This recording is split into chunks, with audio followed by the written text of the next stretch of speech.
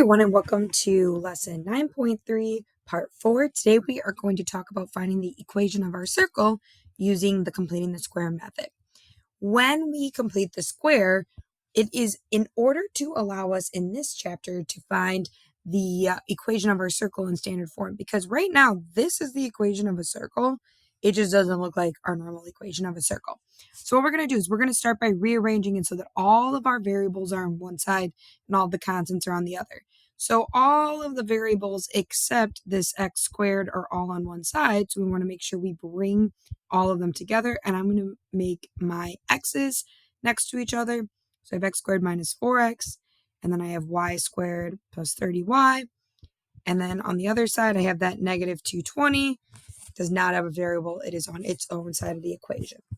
Now, when we complete the square, essentially what we are doing is we are allowing this to become factorable in a way that then resets this into our equation of a circle. So in order to complete the square, you are going to take the b term that is with our squared term. So in this case, negative 4 for the x and then 30 for the y. And you are going to divide that value by 2 and then square it. It gets added to both sides because, again, this is an equation. So what you do to the left, you must do to the right. For the y value, we're going to take 30, divide it by 2, square that value. So we have 225. That is also going to get added to both sides. Now this next part requires us to actually factor. So we're going to start with the x's, right? Reminder with factoring, we think, okay, what multiplies to be the c term, in this case 4, but adds to be that middle b term, negative 4.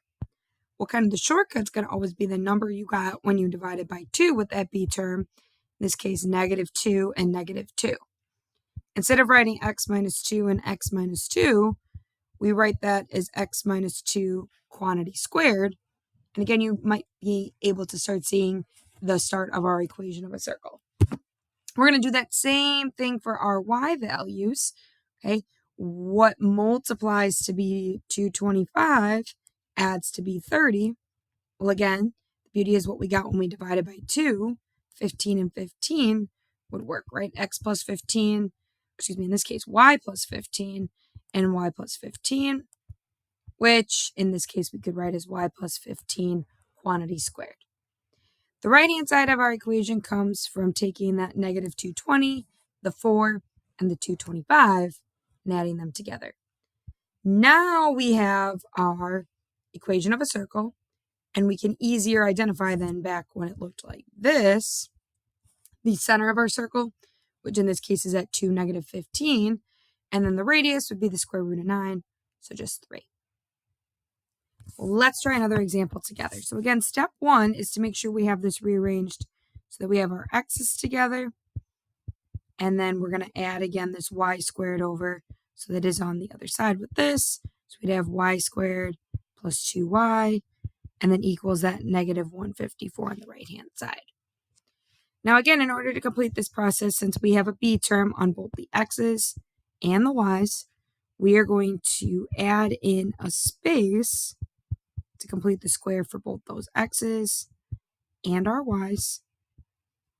And what we add to the left, we're also going to end up adding to the right.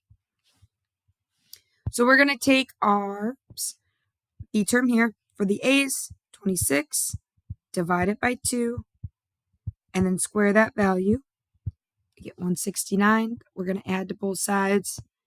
And then same thing with the b term for the y's.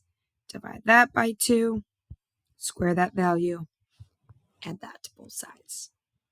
So as we factor, again, our shortcut, what multiplies to be 169 adds to be 26.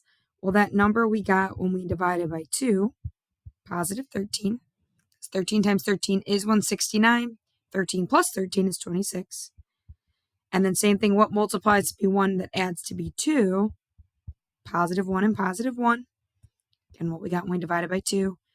And then on the right-hand side, if we add together negative 154 plus 169 plus 1, we get our r-squared value of 16.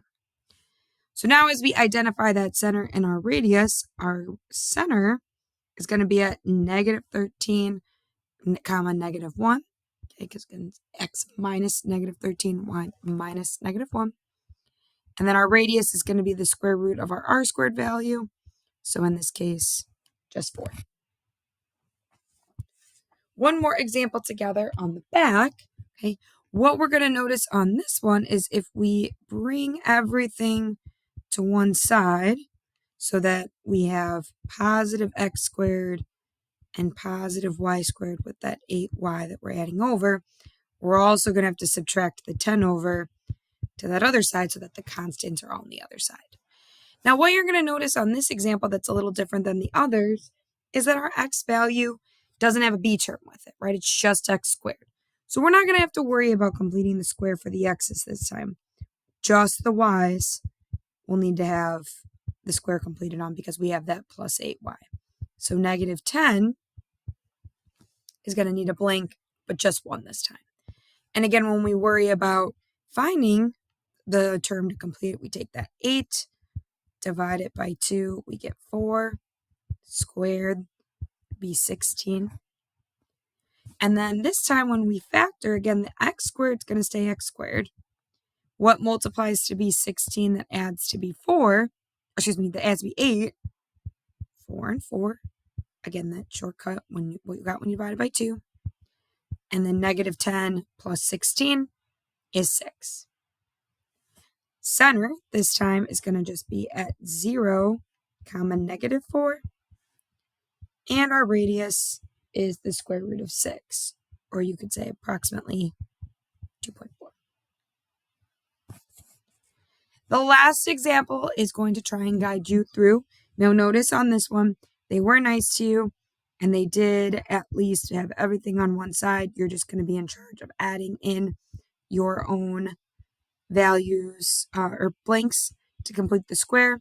Notice you will have to complete the square this time on both the x's and the y's. So again, divide by 2 and square to figure out what you're adding to both sides. Factor so that you get it in terms of x and y and what that's equaling. And then identify what is your center and what is your radius.